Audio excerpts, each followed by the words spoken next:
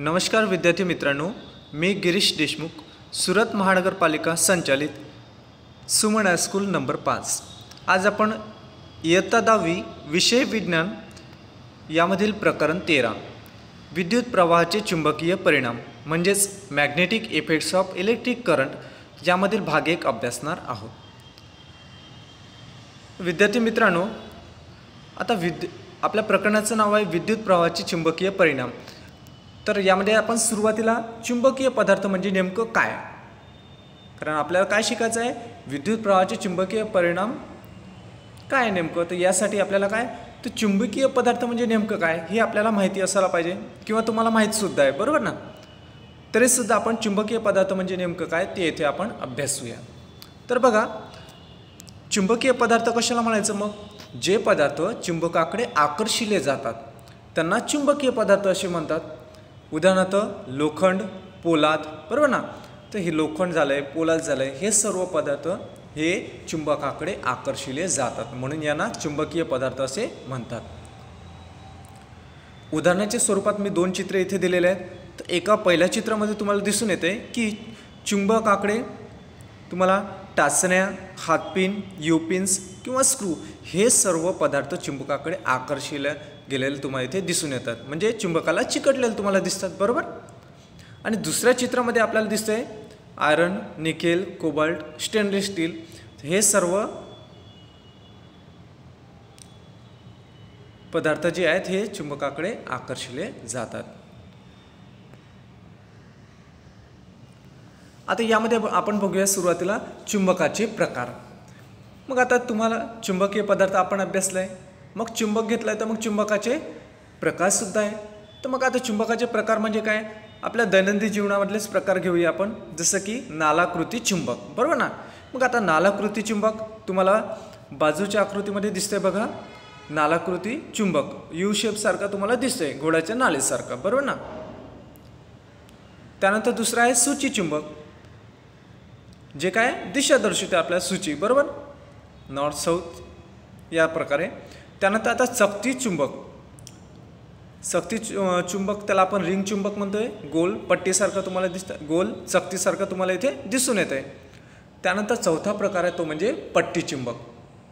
आता पट्टी चुंबक म्हटलं तर सर्वांना माहितीच आहे, बरोबर ना। तर पट्टी चुंबकला 2 दिशा तुम्हाला दिसते, नॉर्थ आणि साऊथ, म्हणजे उत्तर आणि दक्षिण।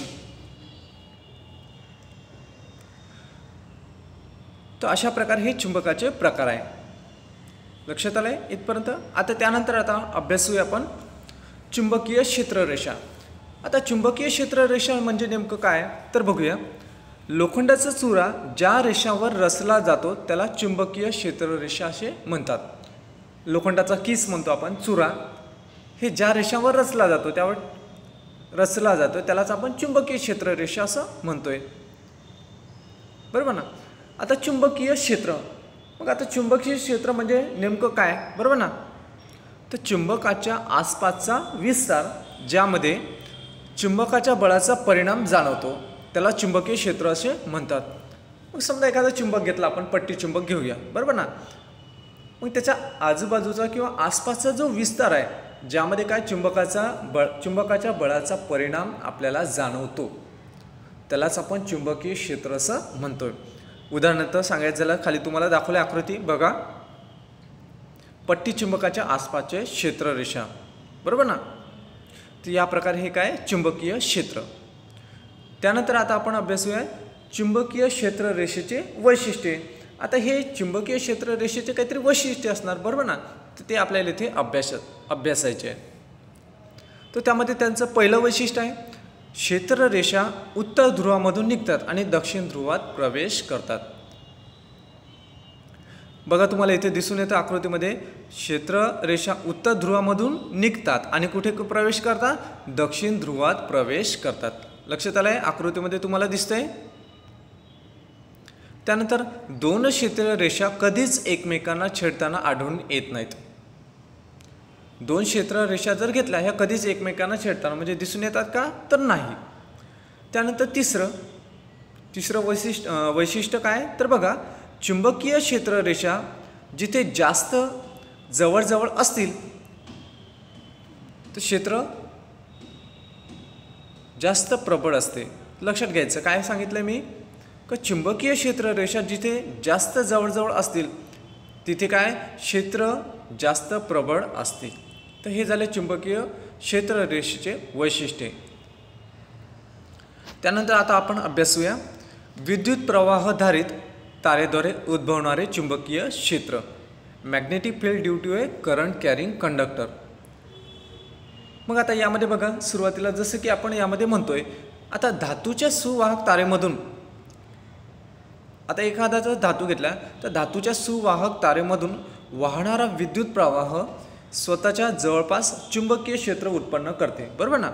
आता हा जर चुंबकीय क्षेत्र उत्पन्न करत असेल तर या चुंबकीय क्षेत्राचे उत्पन्न करणारे तर यांचे 3 प्रकार होते।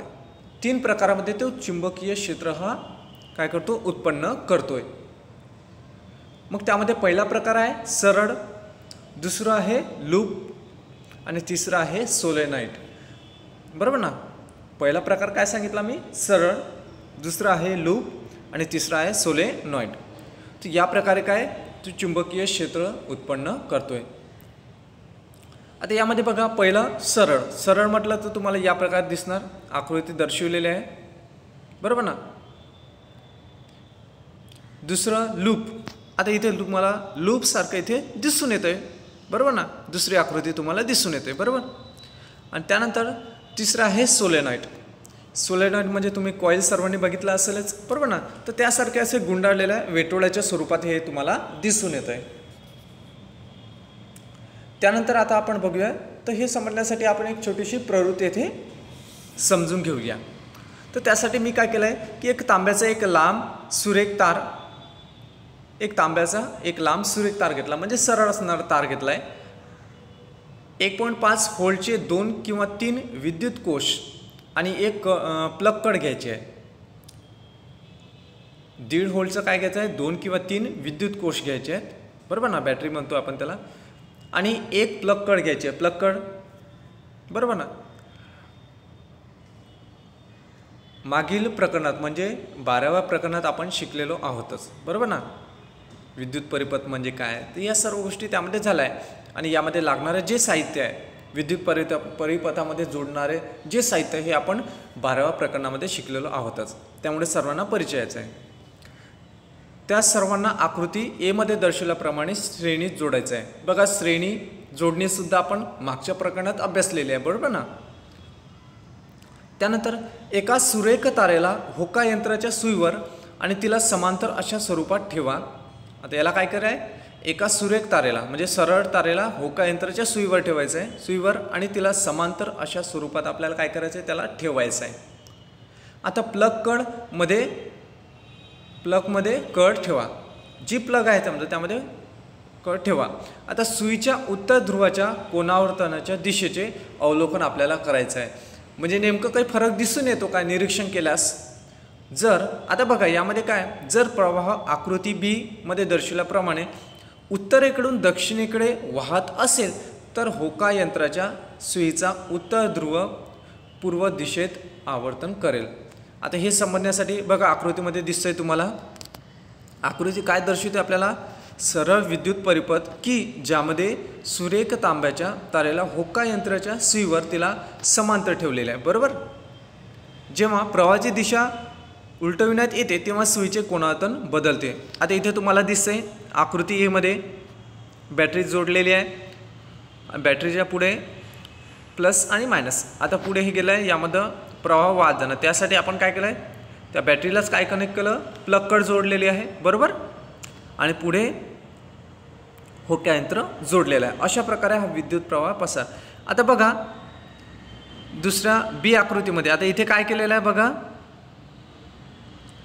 जेव्हा प्रवाहाची दिशा उलटविण्यात येते तेव्हा सुईचे कोनावर्तन बदलते, म्हणजे ती सुई जी आहे ही बदललेली तुम्हाला दिसून येते। बघा इथे सुरुवातीला पूर्व दिशेत होती समजा, इथे तुम्हाला दिसते, नंतर उत्तर आणि पश्चिम अशा प्रकारे बदललेले तुम्हाला दिसून येते आकृती बी मध्ये। लक्षात आलंय? म्हणजेच यावरून आपण काय म्हणू शकतो, आकृती बी मध्ये दर्शवल्याप्रमाणे परिपथात जोडलेल्या सेलची मांडणी बदलून टाकायची आहे, बरोबर ना। आताच आपण सांगितलंय आता याची मांडणी बदलल्यामुळे काय झालंय, परिणामी तांब्याच्या तारेमधून वाहणाऱ्या प्रवाहाची दिशा बदलेल. बरोबर, तांब्याच्या तारेमधून वाहणाऱ्या प्रवाहाची जी दिशा आहे, सुरुवातीला जी दिशा होती ती बदलून जाणार, म्हणजेच दक्षिणेकडून उत्तरेकडे होईल. त्याची दिशा कशी येणार, दक्षिणेकडून उत्तरेकडे जाणार. सुईच्या कोणावर्तनाच्या दिशेत होणाऱ्या बदलांचे अवलोकन करायचं आहे. आता यांचं निरीक्षण जर केलं तर आपल्याला काय पाहायला मिळणार, तर आपण इथे पाहू शकतो की सुईचे कोणावर्तन विरुद्ध दिशेत म्हणजेच पश्चिमेकडे होते. आकृती बी मध्ये दिसून येत तुम्हाला. म्हणजेच याचाच अर्थ काय होतो इथे की विद्युत प्रवाहाद्वारे उद्भवणाऱ्या चुंबकीय क्षेत्राची दिशा पण बदललेली आहे. म्हणजेच इथे काय म्हणू शकतो, विद्युत प्रवाहाद्वारे उद्भवणाऱ्या चुंबकीय क्षेत्राची इथे दिशा सुद्धा बदललेली आहे. त्यासाठी आपण प्रवाहाची दिशा जर बदलली तर काय होतं, विद्युत प्रवाहाद्वारे उद्भवणाऱ्या चुंबकीय क्षेत्राची सुद्धा इथे दिशा बदललेली आहे. तर अशा प्रकारे आहेत. आता बघा, आता ह्या सर्व झाला. आता यावरून आपण निरीक्षण म्हणजे नेमकं काय, तर आपल्याला काय काय दिसून आलं ते आपण इथे लिहूया. तर आकृती ए मध्ये दर्शविल्याप्रमाणे जर वर्तमान उत्तरेकडून दक्षिणेकडे वाहत असेल तर कंपास सुईचे उत्तर ध्रुव पूर्व दिशेने फिरत असेल. बरोबर आहे ना. आता यामध्ये सरळ लक्षात येते आपल्याला, उत्तरेकडून दक्षिणेकडे वाहत असेल तर कंपास सुईच्या उत्तर ध्रुव पूर्व दिशेने फिरत असेल असं आपण येथे म्हणू शकतो. नंतर परत जेव्हा तांब्याच्या तारात वाहणाऱ्या प्रवाहाची दिशा उलटली जाते. आता तांब्याच्या तारामध्ये प्रवाहाची दिशा जेव्हा उलटली जाते तेव्हा काय होतंय, होका यंत्राची सुई उलट दिशेने फिरते. होका यंत्राची सुई काय उलट दिशेने फिरते असं आपण येथे म्हणू शकतो. आणि हे जर आपल्याला बघायचं असेल तर आकृती आपण बी मध्ये येथे बघू शकतोय. मग आकृती बी मध्ये आपल्याला काय दर्शवतोय की ते पश्चिम दिशेने फिरते. बरोबर आहे, ते कुठे फिरणार, पश्चिम दिशेने. म्हणजेच यावरून आपण काय म्हणू शकतो, जर प्रवाहाची दिशा उलट झाली तर वर्तमानाने तयार केलेल्या चुंबकीय क्षेत्राची दिशा देखील उलट होते. प्रवाह म्हणजे थोडक्यात काय लक्षात ठेवायचं आहे, प्रवाहाची दिशा उलट झाली तर तयार केलेल्या चुंबकीय क्षेत्राची दिशा सुद्धा उलट झालेली म्हणजेच बदललेली आपल्याला इथे दिसून येते. मग यावरून आपण रिझल्ट किंवा निर्णय काय म्हणू शकतोय, तर वर्तमानाने व्युत्पन्न केलेल्या चुंबकीय क्षेत्राची दिशा सध्याच्या दिशेने अवलंबून असते. उत्पन्न केलेली दिशा ही काय, चुंबकाच्या क्षेत्राची दिशा सध्याच्या दिशेने अवलंबून असते. जी काही दिशा असेल त्यावरती अवलंबून असते. तर अशा प्रकारची ही प्रवृत्ती आहे. त्यानंतर आता बघूया आपण सुरेख वाहकामधून वाहणाऱ्या प्रवाहाद्वारे उद्भवणारे चुंबकीय क्षेत्र म्हणजेच magnetic field due to a current through a straight conductor. सरळ वाहकामधून वाहणारे आता प्रवाहाद्वारे उद्भवणारे चुंबकीय क्षेत्र नेमकं कशा प्रकारे आहे. मग यासाठी आपण काय करूया, जसं की बघा, आता सुवाहकमधून वाहणाऱ्या विद्युत प्रवाहाद्वारे उद्भवणाऱ्या चुंबकीय क्षेत्राची रेषा आता हे कशामुळे निश्चित होते ते आपल्याला इथे बघायचं आहे. तर ही रचना सुवाहकाच्या आकारावर आधारित असते काय, असे बरेचसे प्रश्न आपल्याला इथे पडणार. बरोबर ना. मग हे समजण्यासाठी आपल्याला काय करायचं आहे, एक प्रवृत्ती बघायची आहे. त्या प्रवृत्तीच्या आधारे आपण हे तपासू शकतो. बरोबर ना. मग त्या प्रवृत्तीमध्ये तुम्हाला काय घ्यायचं आहे, तर जसं की जी आकृती आहे, जी आकृती दर्शवल्याप्रमाणे तांब्याच्या तारेला बिंदू एक्स आणि वाय च्या मध्ये ऊर्ध्व राहील अशा प्रकारे बॅटरी, प्लग कड, ॲमीटर आणि रिओस्टॅटसोबत श्रेणीमध्ये आपल्याला येथे जोडायचं आहे. आता हे जोडल्यानंतर लोखंडाचा थोडा चुरा पुठ्ठ्यावर एकसारखा पसरवायचा आहे. हे जोडल्यानंतर काय, लोखंडाचा जो चुरा आहे हा एकसारखा त्या पुठ्ठ्यावर तुम्हाला पसरवायचा आहे. त्यानंतर रिओस्टॅटचा चलला एका निश्चित स्थितीत ठेवून ॲमीटरमधून वाहणाऱ्या प्रवाहाची नोंद येथे करायची आहे. बघा इथे आपण वरच्या बाजूला काय ॲमीटर लावलेला आहे. बरोबर ना. तर याची आपल्याला इथे काय करायची आहे, नोंद आपल्याला इथे करायची आहे. आता बघा इथे कड जेव्हा ज्यामध्ये तारेमधून विद्युत प्रवाह वाहील हे निश्चित करून घ्या की आता बिंदू एक्स आकृतीमध्ये तुम्हाला दिसतं बिंदू x आणि y यांच्यात जोडलेल्या तांब्याचा तार ऊर्ध्व दिशेत सरळ असेल। आता आपल्याला काय करायचं परत, आता पुठ्ठ्यावर हळूच एक टिचकी मारायची आहे। जो पुठ्ठा इथे ठेवलेला आहे बरोबर आहे, त्याला हळूच एक टिचकी मारली।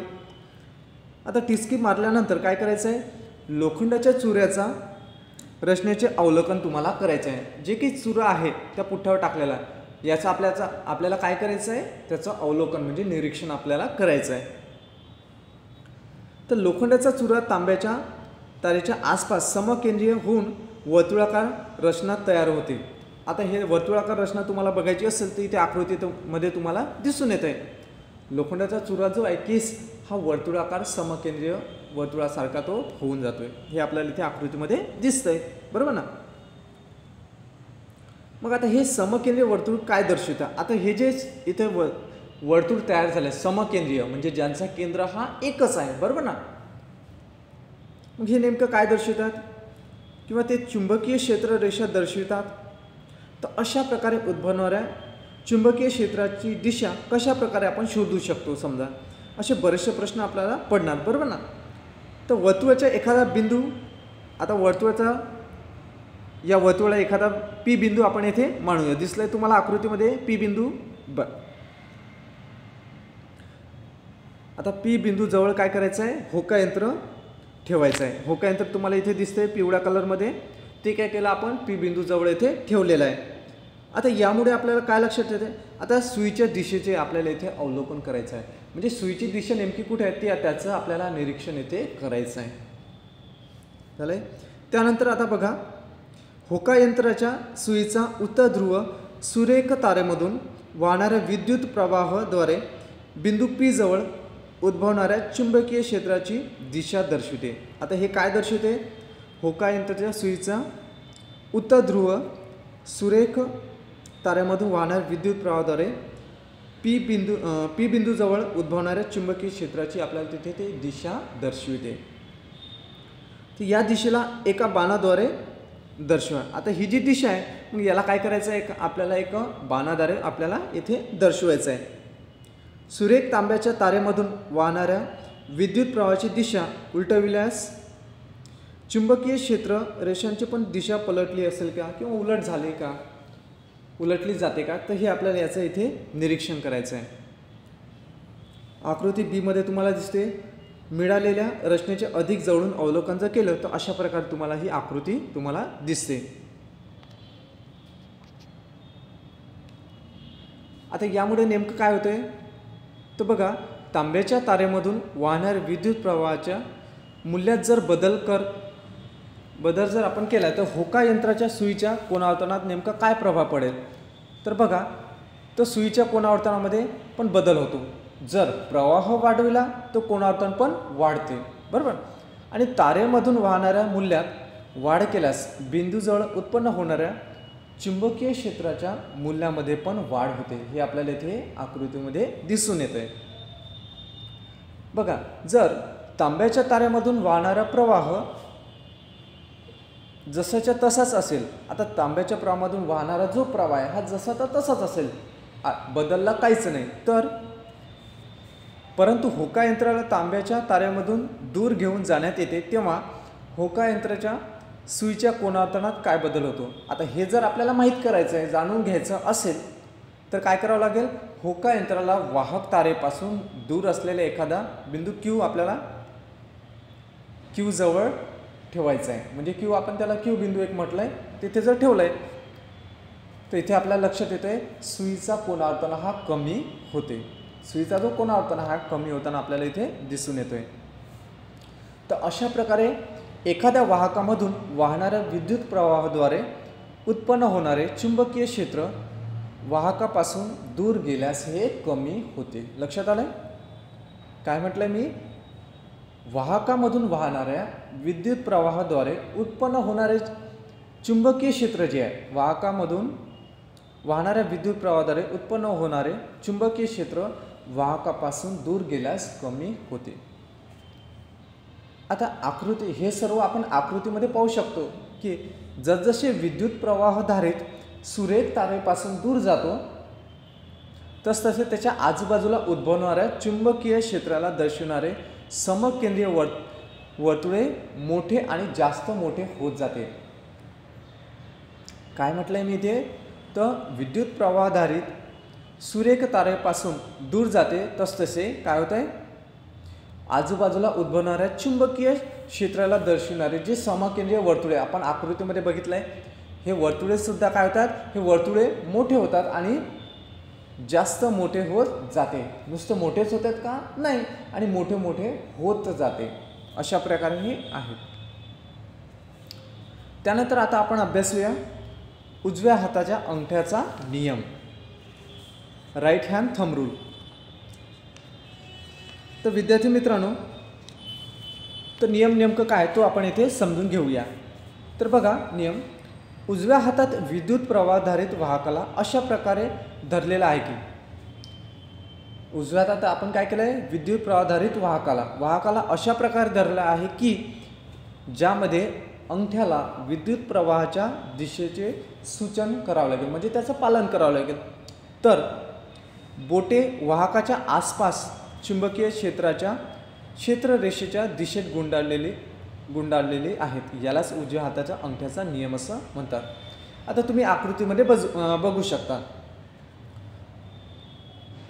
अंगठा काय दर्शवितो, विद्युत प्रवाह तुम्हाला इथे दर्शवितो, आणि गुंडाळलेली बोटे ही काय, चुंबकीय क्षेत्र आपल्याला इथे दर्शवितात, बरोबर. आणि यालाच आपण उजव्या हाताच्या अंगठ्याचा नियम असं म्हणतोय. त्यानंतर आता आपण बघूया वर्तुळाकार लूपमधून वाहणाऱ्या प्रवाहाद्वारे उद्भवणारे चुंबकीय क्षेत्ररेषा, म्हणजेच त्याला आपण म्हणतोय magnetic field due to a current through a circular loop. मग आता हे नेमकं कशा प्रकारे होते, तर बघा, आता तारेला वळवून, आता इथे आपण म्हणू शकतोय, आता आपल्याला माहिती आहे विद्युत प्रवाहाधारित तारेद्वारे त्याच्या आसपास उद्भवणाऱ्या चुंबकीय क्षेत्ररेषांचे आपण अवलोकन केलेले आहे, बरोबर आहे ना. हे कशामध्ये, सुरेख विद्युत प्रवाहामध्ये आपण त्याचे अवलोकन केलेलं आहे, हे आपण अभ्यासलं आहे, बरोबर. आता याच तारेला आपण वळवलं आहे आणि त्या वळवून एक वर्तुळाकार लूप बनवून त्यामधून विद्युत प्रवाह पसार केला. समजा जो सुरेख वाहक होता, बरोबर ना, सुरेख विद्युत प्रवाहाधारित वाहकाला आपण इथे काय केलेलं आहे, त्याला आपण या तारेला वळविलं, आणि वळविलं म्हणजेच काय, वर्तुळाकार लूप त्याचा बनविला, आणि त्यामधून जर विद्युत प्रवाह पसार केला आहे तर आपल्याला काय मिळेल, तर त्याच्याद्वारे उद्भवणारी चुंबकीय क्षेत्ररेषा नेमकी कशी दिसेल ते आपल्याला इथे अभ्यासायचं आहे.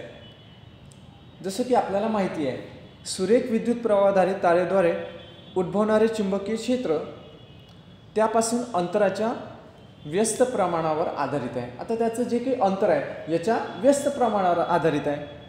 त्याचप्रमाणे एखाद्या विद्युत प्रवाह धारित लूपच्या आसपास प्रत्येक बिंदूला उत्पन्न होणाऱ्या चुंबकीय क्षेत्राला दर्शविणाऱ्या संकेंद्रित वर्तुळाचा हा आकार तारेपासून दूर गेल्यास सतत मोठमोठी होत जाते. म्हणजे जे समकेंद्रीय वर्तुळ आहेत यांच्यापासून जर ते दूर गेले समजा, तर काय, त्यांचा आकार हा मोठमोठा होत जातो. जसं आकृतीमध्ये आपण बघू शकतोय, इथे तुम्हाला आकृती दिसून येते, विद्युत प्रवाहाधारित लूपद्वारे उद्भवणाऱ्या चुंबकीय क्षेत्राची क्षेत्ररेषा अशा प्रकारे तुम्हाला दिसते.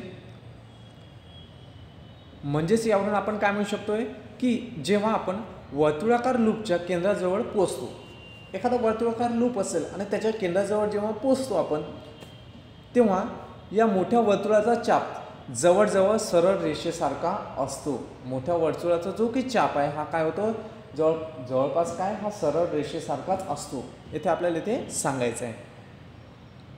तर विद्युत प्रवाहाधारित तारेच्या प्रत्येक बिंदूपासून, आता विद्युत प्रवाहाधारित तारेच्या प्रत्येक बिंदूपासून जर आपण बघितलं तर काय लक्षात येत आहे, तर त्या बिंदूपासून उद्भवणाऱ्या विद्युत प्रवाहाधारित लूपद्वारे, या बिंदूपासून उद्भवणाऱ्या विद्युत प्रवाहाधारित लूपद्वारे उद्भवणाऱ्या चुंबकीय क्षेत्ररेषा लूपच्या केंद्राजवळ सरळ रेषासारखी आपल्याला पाहावयास मिळते.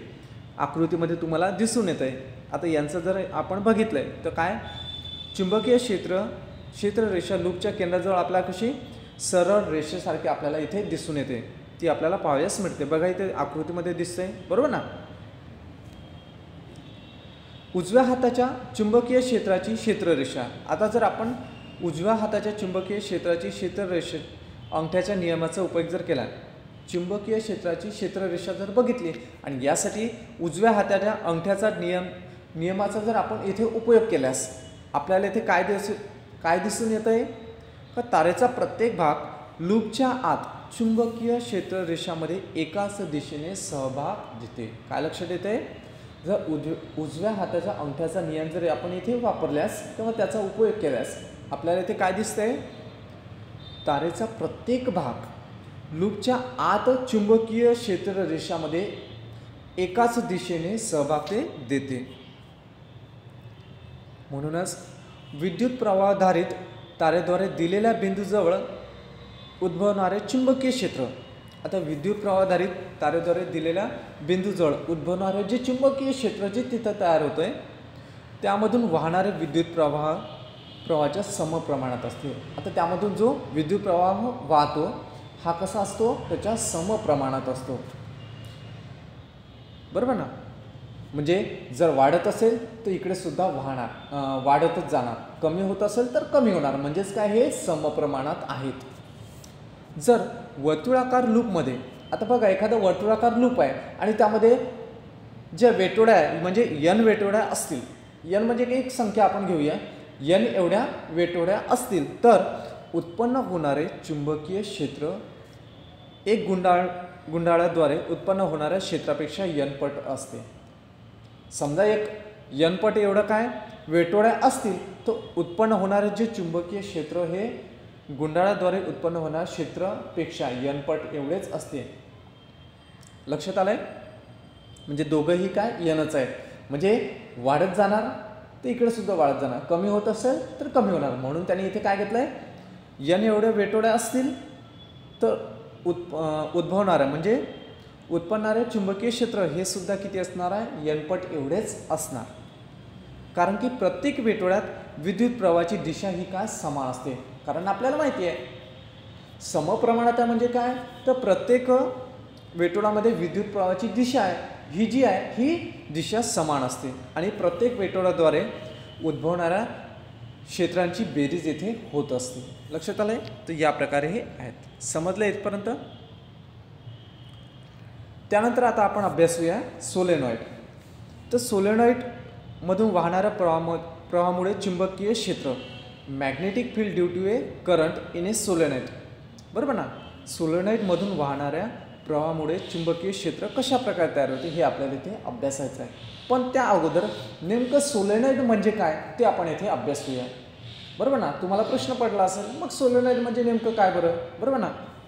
तर बघा आता वेगळे केलेल्या तांब्याच्या तारेच्या अत्यंत जवळ गुंडाळलेल्या अनेक वर्तुळाकार गुंडाळ्याद्वारे तयार झालेल्या नळाकारला सोलेनॉइड असं म्हणतात.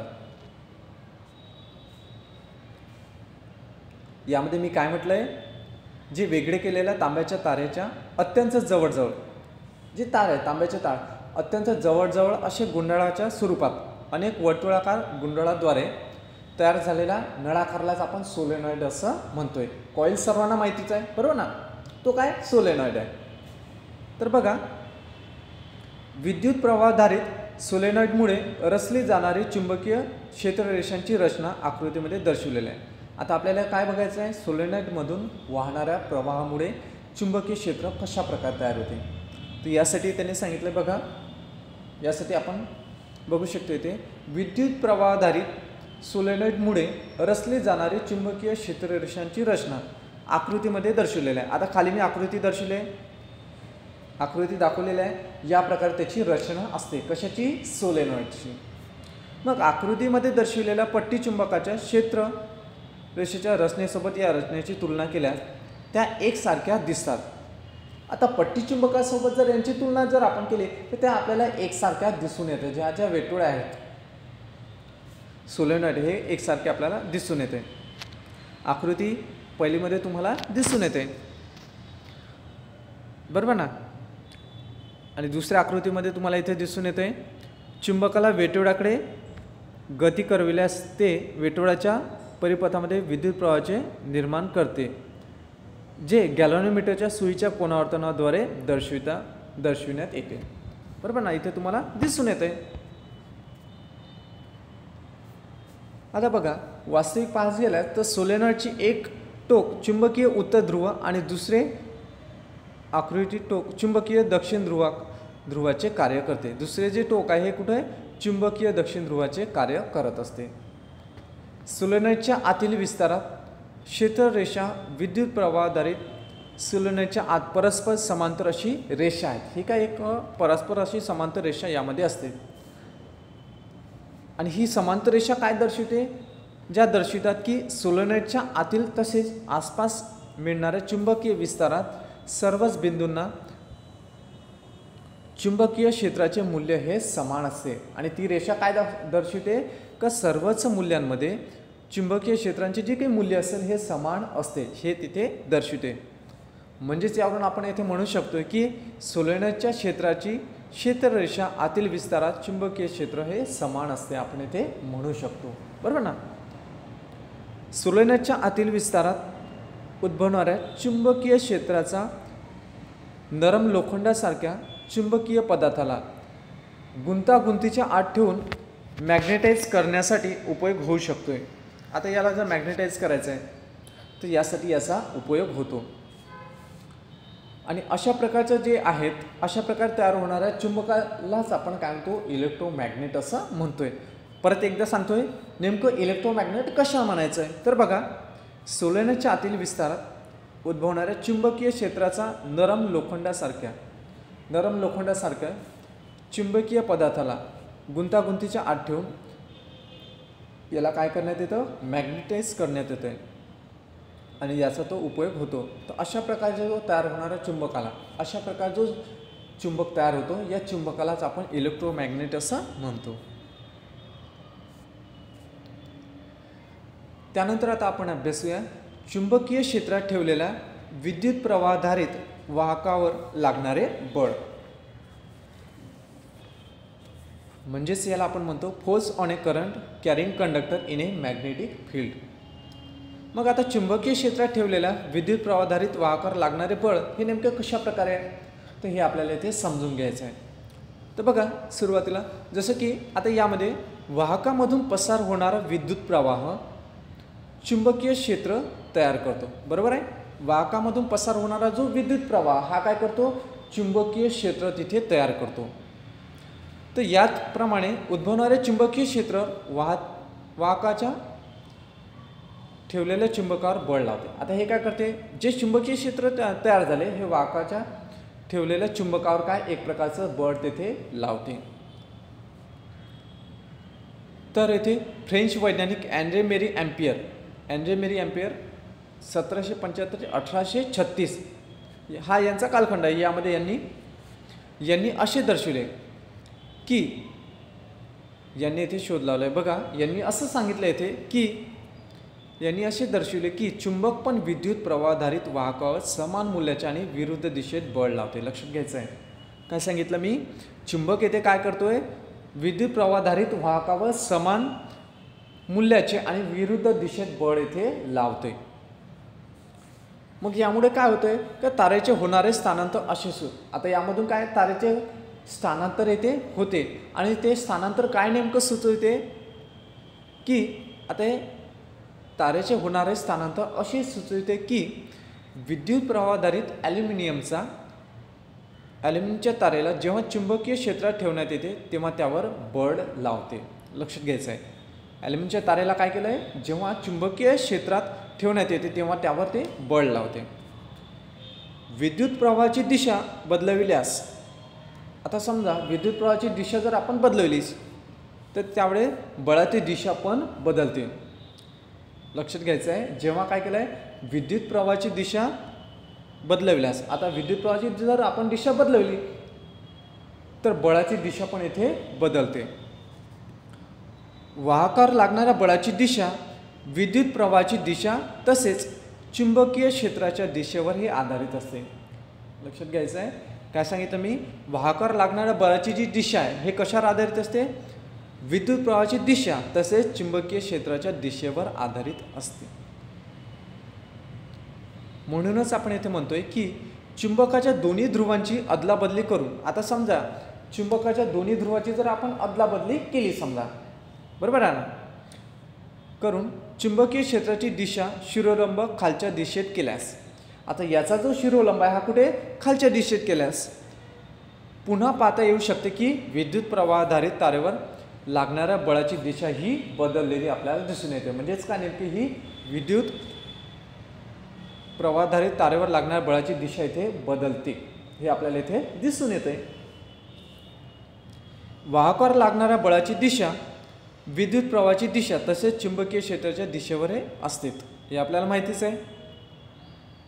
अशा प्रकारे आपण अनेक प्रयोग केले समजा. मग बरेचशा प्रयोग आपल्याला काय दर्शवतं की तारेचे स्थानांतर तेव्हा महत्तम असते. त्या तारेचे जे काही स्थानांतर आहे हे काय महत्तम असते, म्हणजे जास्त असते. आता आकृतीमध्ये तुम्हाला दर्शवलंय बघा, आकृती, विद्युत प्रवाहाधारित तार ए बी चुंबकीय क्षेत्राला आणि त्याच्या लांबीला लंब दिशेत चुंबकीय बळ अनुभवते. लोहचुंबकाचा आधार येथे सरळतेसाठी दाखविलेला आहे. आता लोहचुंबकाचा जो आधार आहे ते सरळतेसाठी दाखवलेला आहे. आकृतीमध्ये तुम्हाला दिसतंय बॅटरी प्लगकड जोडलेली आहे आणि हे सर्व इथे स्टँडच्या बाजूला इथे जोडलं आणि इथे काय मॅग्नेट आहे म्हणजे चुंबक आहे. तर बघा आता यावरून आपल्याला काय लक्षात येतंय, जेव्हा विद्युत प्रवाहाची दिशा चुंबकीय क्षेत्राच्या दिशेला लंब असते. आता बघा काय महत्त्वाचं आहे, विद्युत प्रवाहाची दिशा ही काय चुंबकीय क्षेत्राच्या दिशेला काय लंब स्वरूपात असते, लंब असते. तर अशा परिस्थितीत आपण वाहक तारेवर लागणाऱ्या बळाची दिशा शोधण्यासाठी एक सरळ नियमाचा उपयोग इथे करतोय आणि तो नियम म्हणजे कुठला आहे बरं, फ्लेमिंगच्या डाव्या हाताचा नियम. तर या नियमाचा इथे उपयोग केला जातो. म्हणजेच यावरून म्हणतोय आपण की विद्युत प्रवाहाची दिशा आणि चुंबकीय क्षेत्राची दिशा परस्पर लंब घेतलेले आहेत. येथे काय घेतलं आपण, विद्युत प्रवाहाची दिशा आणि चुंबकीय क्षेत्राची दिशा ही लंब घेतलेली आहे, परस्पर एकमेकाला लंब घेतलेली आहे. आणि सांगितले की बळ या दोन्हीला लंब दिशेत असते. आणि यावरून त्यांनी काय सांगितलं की बळ हे या दोन्ही दिशेला लंब असते. तर या तीनही दिशा एका सरळ नियमाद्वारे आहे. या तीनही ज्या दिशा या सरळ नियमाद्वारे, आणि त्यालाच आपण फ्लेमिंगच्या डाव्या हाताचा नियम असं म्हणतोय. यालाच आपण फ्लेमिंगच्या डाव्या हाताचा नियम म्हणतोय. लक्षात आलंय, फ्लेमिंगच्या डाव्या हाताचा नियम. यालाच जर पुढे आपल्या नियमाच्या स्वरूपात लिहायचं आहे, म्हणूनच यावरून आपण अभ्यास करतोय की फ्लेमिंगचा डाव्या हाताचा नियम. मग आता नेमकं फ्लेमिंगच्या डाव्या हाताचा नियम एक्झॅक्टली काय आहे, नेमकं काय तो आपण इथे अभ्यासूया. बघा त्यासाठी मी आकृतीसुद्धा दर्शवलेली आहे. तर सुरुवातीला आपण नियम काय ते आपण इथे समजून घेऊया. तर फ्लेमिंगच्या डाव्या हाताचा नियम बघा, या नियमाप्रमाणे, फ्लेमिंगच्या डाव्या हाताच्या नियमाप्रमाणे डाव्या हाताचा अंगठा, पहिले बोट आणि मधले बोट, काय म्हटलं मी, डाव्या हाताचा अंगठा, पहिले बोट आणि मधले बोट हे तीनही